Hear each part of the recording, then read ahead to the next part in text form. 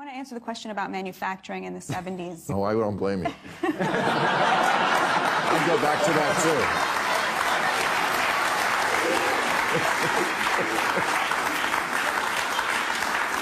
So the reason people want to go back to the 70s is in the 70s, the largest share of our GDP was in the middle class. And that was not separate from the fact that 25% of our economy was in manufacturing. Right, the largest share of our GDP was in the middle class, the biggest chunk, the middle class, most people of who what were was middle produced income. came from the middle, and now it comes from what? The rich. Now, the top 20% controls over 50% of the GDP. Our economy was an upward funnel of wealth, and the largest share, which used to be in manufacturing, which gave a lot of working class people a middle class standard of living, now the largest share is in real estate and finance, meaning that asset-rich Americans are controlling over 50% of the GDP, and they have left the working class out of all of that prosperity that was generated. That manufacturing is still being done. It's just being done in other countries. It is still for wages we will not work for. That's exactly right. You're right, Bill. That's what the tariffs are for. They are to make American workers more competitive in the global market. Why are we accepting that there should be a race to the bottom? You know, China, what is its competitive advantage over us? It's that it pays slave wages. Why should we accept that? They're still manufacturing our PPE, our pharmaceuticals, our cars. They're making all that stuff. Trump says there are 5 industries that we cannot have any kind of national security without having a stake in them. Pharmaceuticals, lumber, steel, aluminum, and I forget what the 5th one was. But these are really important, that we have a stake in the manufacturing of the things that we need as a nation, so that when China decides that it wants to go to war against us, we're not relying on them for steel and aluminum in order to fight them. Okay, well, at least that's an answer.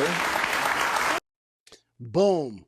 At least that's an answer, right? At least that's an answer, which basically says, you know what? I can't really rebuttal that. You know why? Because she came with facts. What a great point that she pointed out at the very end. If we end up having some type of issue with China, that's basically like they're taking our stuff and locking it in their home. It's going to be very hard for us, U.S., to get our stuff out of their house. We're depending on them a little too much for things, and they can be very unstable. So instead of, like we talked about with NAFTA and getting rid of all of these jobs, we need to bring them back. We need to make some of our stuff here. That's why it's so important that when Trump is throwing tariffs, it's not to try to hurt the American people.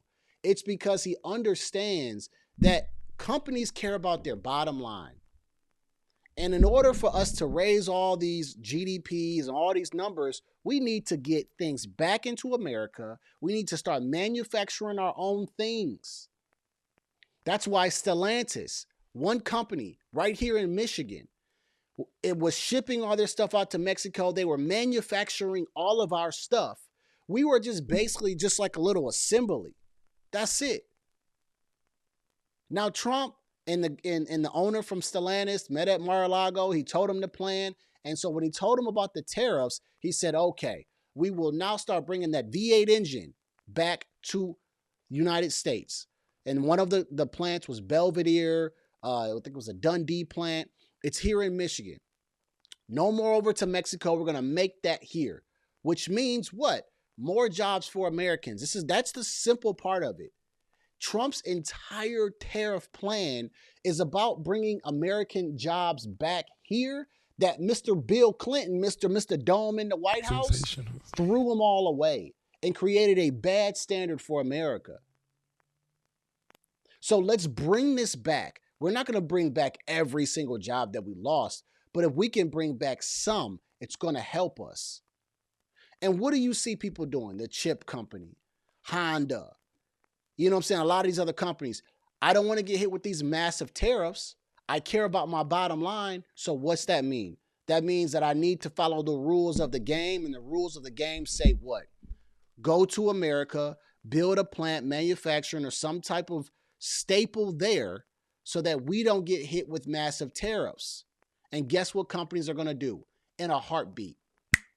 They're going to find a place in America to build this, because they don't want to get hit with massive tariffs. What stopped that AI company that came in and invested $200 billion?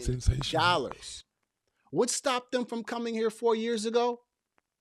Because they were being incentivized to stay overseas, make their stuff, like she said, slave wages or whatever. There was no incentive to come to America. We could stay where we are. But when they see their bottom line being affected and that they're bleeding out, they're like, oh no, we cannot do this anymore. Trump is in town. Everything changes up.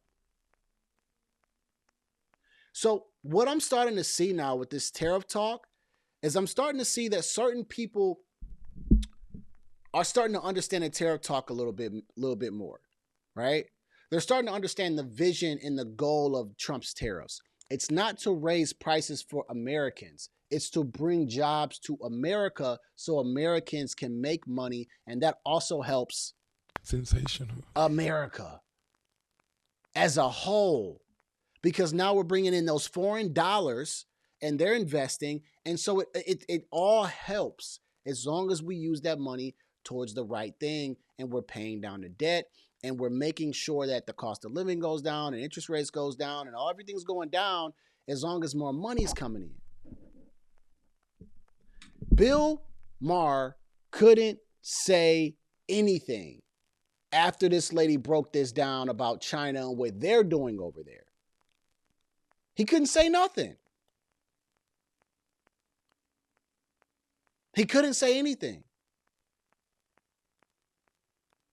And then when she said, if they're building all our stuff, they're building a big part of our stuff, the big things, right? It's almost like a house, guys.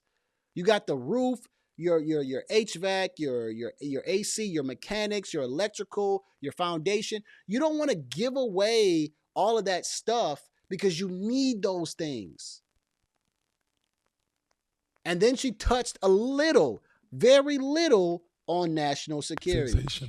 Very little. Like that in itself is an entire conversation.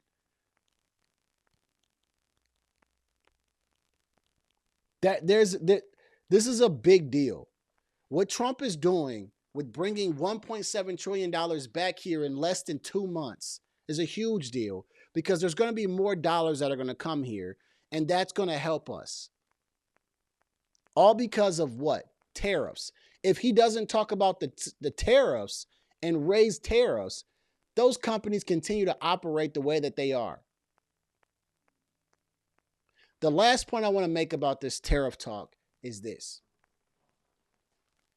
We see what's happening with Canada. We see what happened with Colombia. We also seen what happened with Mexico.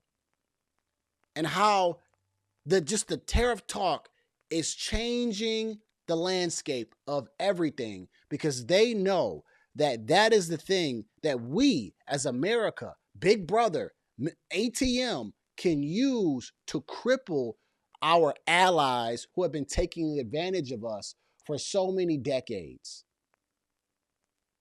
And it's a way for us to get them straight. And I believe what Trump wants to do, you know what I think Trump really wants to do? I think he wants them to lower their tariffs. Obviously, if they can eliminate the tariff, that would be great. I just think he wants them to lower it a bit, because again, as long as we are lowering our expenses and lowering tariffs, that's why he wants to throw retaliatory tariffs. He wants them to feel the pain. I think if he just wants them to lower it, it'll help us win. But just the talks of it, you have watched the attitudes of these countries change. Canada threatens to charge us a 25% surcharge and cut off electricity and all that crazy stuff. And then the next day, within 24 hours, the guy comes back and says, "Oh, I was only kidding. I was only kidding about that. I talked to Trump and we're not going to do that." It's shaking things up. Yes, it may be causing the stock market to go down a bit because of all this uncertainty. But guess what? I think it's worth it. I think that it'll be worth it, because sometimes change needs to happen. And when you change, it's not always beautiful in the beginning. But I think if you give them a 4-year report card, we can see. And I think a lot of money is going to come in from foreign countries. It already has. All right. That's what I got to say about that. This lady broke it down so well that Bill Maher couldn't say one thing. He said, well, there's an answer. What can you say about that? She just hit you with the facts. You know?